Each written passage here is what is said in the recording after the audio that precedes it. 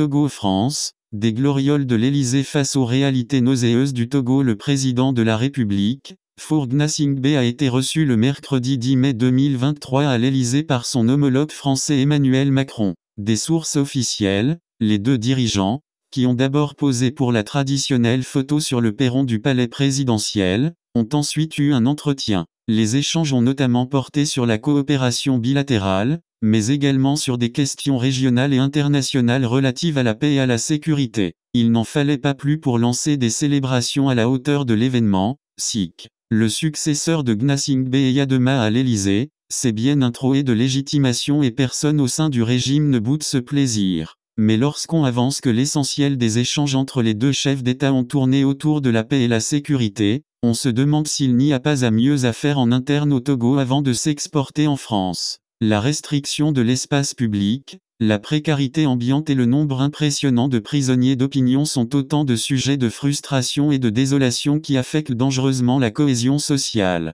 À cela s'ajoute la question de recensement électoral géré dans une cacophonie insoupçonnable. Figurez-vous que les opérations d'enrôlement des électeurs, entamées le 29 avril, se sont achevées officiellement le lundi 8 mai dernier dans la zone 1 avec des milliers de concitoyens laissés sur les carreaux. Pour tout, la Commission électorale nationale indépendante, CENI, a salué la forte mobilisation des populations ainsi que leur grande patience, dans les longues files d'attente observées un peu partout et que les résultats sont au-delà des prévisions statistiques. Des excuses ont été présentées face aux différents dysfonctionnements enregistrés et des dispositions seront prises pour la suite du recensement. Que fera-t-on alors de ceux qui n'ont pas pu se faire recenser dans la zone L? Rien de concret ne filtre.